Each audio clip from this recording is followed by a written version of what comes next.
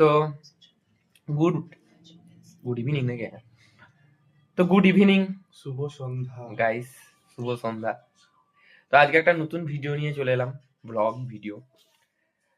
তো ব্যাপারটা হচ্ছে কিছুদিন ধরে সেরকম কোনো ভিডিও দিতে পারছি না, কিছুদিন ধরে নয়, মানে ভিডিও দিচ্ছি, ওই দার্জিলিং এর আগের ভিডিওগুলোই কোনো রকমে মানে ভয়েস ওভার করে বানাচ্ছি, যেগুলো খুব বোরিং লাগছে আমি বুঝতে পারছি। তো ভালো ভালো ভিডিও বানাবার আমার খুব ইচ্ছা, বাট কন্টেন্ট ভাবনা, আমি যে ভ্লগ করছি সেটা কি দেখাবো। এবার আমি আমার বন্ধুদের সাথে যেহেতু ভিডিও বানাই, তো সেই জন্য বন্ধুরা বলতে এই যে আমার একটা বন্ধু এখন আমার সঙ্গে আছে। তো ব্যাপারটা কি হয়, যখন ওই শিবম সৌমিকরা এসেছিল তখন সবাই মিলে আমরা বসে অনেক এনজয়, পিকনিক, ফিস্ট, এটা সেটা বহু কিছু করেছি।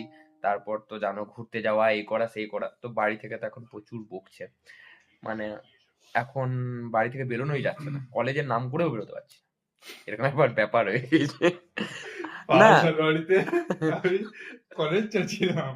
এই তো এখন আর বুঝতে পেরে গিয়েছে যে কলেজের নাম করে একটু ঘুরতে টুরতে যাওয়া হচ্ছিল, তো সেসব এখন খানি ধরা পড়ে গিয়েছে বলে বাড়িতে এখন বকছে, খুব বেরোতে পারছি না।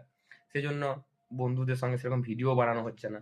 আর 2 নাম্বার ব্যাপার হচ্ছে এই যে একটা বন্ধু যে সবসময় আমার সঙ্গেই থাকে, তো আমরা যখন একসঙ্গে থাকি তখন আমাদের মজার থেকে বেশি যত রকম ডিপ্রেশন, একাকিত্ব, family pressure, future problem, loneliness, এসব নিয়ে আলোচনা, আর আলাদাই স্যাডনেস।